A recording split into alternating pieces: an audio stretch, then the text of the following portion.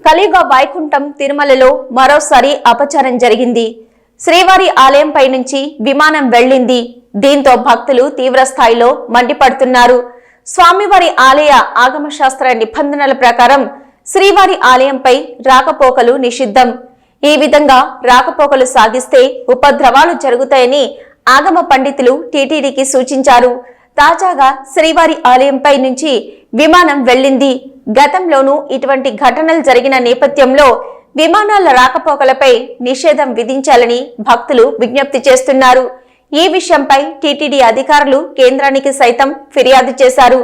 అయితే రేణుగుంట విమానాశ్రయానికి traffic పెరుగుతుండటంతో no fly zone గా ప్రకటించేందుకు సాధ్యం కాదన్న కేంద్రం ఆలయానికి సమీపంలో విమానాల రాకపోకలు సాగకుండా చూస్తామని చెప్పినట్లు తెలుస్తోంది.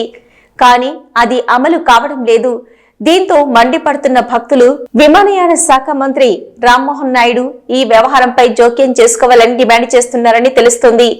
ఆగమ శాస్త్ర నిబంధనలు, శ్రీవారి ఆలయ భద్రతను దృష్టిలో ఉంచుకొని తిరుమలలోనూ నో ఫ్లై జోన్ గా ప్రకటించాలని కోరుతున్నారు.